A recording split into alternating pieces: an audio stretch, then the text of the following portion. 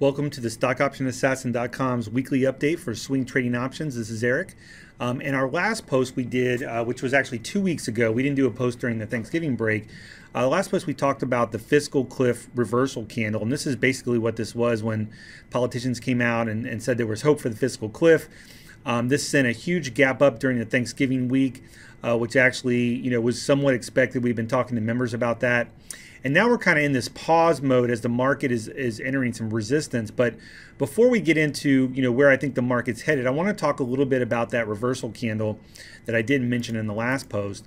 And basically, if I take the low from June and put a Fibonacci grid from that low to September's high, which is basically the 52-week high, you can see that that coincided pretty much perfectly with a 618 retracement of this larger move. So we had a nice golden ratio or 618 retracement. We've basically popped up, and really once you hit that that 618 and you go back up, your target really is the 382, which we've already reached. So where we're at right now, what I've been talking to members about is we had this move from this low to this high. Let me take off this first one. I don't want to get too messy here. We had a move from this low to this high, and I had been saying to my members, if we can close back above this zero line, which we did yesterday, that there's a really good chance we get to the 27 extension. Now today we're having another pause day.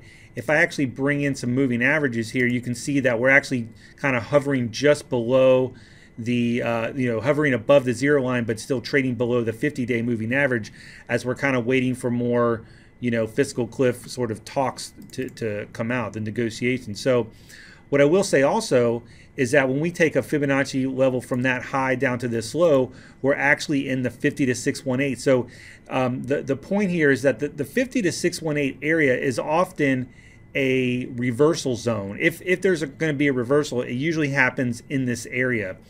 And so you can see we're kind of just right in the middle. There is a chance that we move a little bit higher and perhaps tag that 143 level, but you would still be in the 618 or 50 to 618 zone. You're actually touching the 618. And then you also have these candles over here, which would act as resistance that are a little closer to 143.50. So if I take these levels off, let me clean this up a little bit. The next thing you have is for resistance is you also have this kind of downtrend line you're going to have to contend with if we were to get up there. So right now the market's in kind of a pause mode. What I will say though is that the market is holding up pretty well, considering there's still negative comments coming out. Well, Boeing will come out and say something negative, and the market will dip, but then it kind of recovers. And similar thing happened today. Today is Friday, November 30th, and Boeing said they're basically nowhere in the talks, and the market's pretty much trading flat. And if you take a look at things like TLT, which is somewhat of a safe haven, it's pretty much trading flat as well. And so you're really kind of in a coin flip area here in the market. I added some shorts today. I have a couple longs that I'm still kind of playing with, but basically I'm staying relatively small until we can get a decent signal as to where we're going.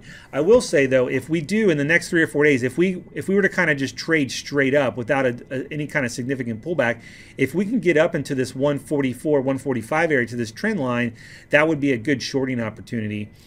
So we'll see what happens over the next couple of days. Today, we still have about an hour or so left of trading, and we're actually kind of just, another kind of spinning top sort of candle there. So let's talk about two plays that we're looking at with our members.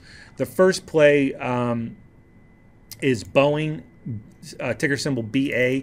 Boeing's been in kind of this huge triangle formation, and I'm going to bring our Keltner channel bands back in here so you can see this a little better.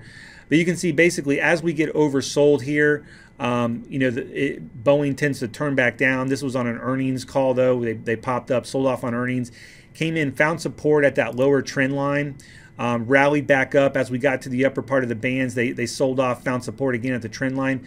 So Boeing's basically kind of just in this big wide-ranging sort of channel, triangle, whatever you want to call it there. But we're basically up at the top of this range now. You have that downtrend line still intact. You're actually taking out yesterday's close, although you are inside day as far as the range goes.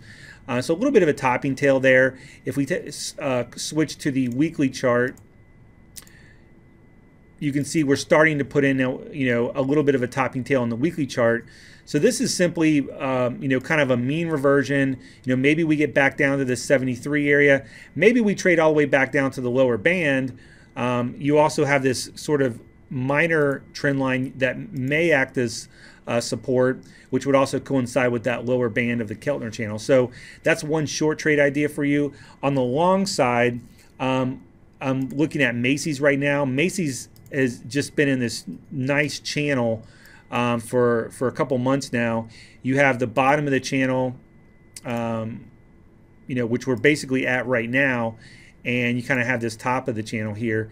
So I like Macy's as a kind of end-of-year Santa rally stock. It is a good name. We are at the lower part of the range, and if I bring the moving averages back in here, you can see we're actually right back at the 200-day moving average. I wouldn't take a trade on this today. I want to see where we open up on Monday. I still think it's kind of a wild card, but if Macy's continues to find support here at the 200-day moving average, you might want to look for a long. And basically the 50 and the 20 are just kind of tangled here. I also have the 13 EMA. But all those moving averages are pretty much tangled, telling you you're kind of just in a range. So right now we're at the bottom of the range. So if you're looking for something that potentially rally, I like Macy's. I do like Boeing to the short side. So that gives you something to play on either side of that. So hope this helps. You guys have a great weekend, and we'll catch you next week.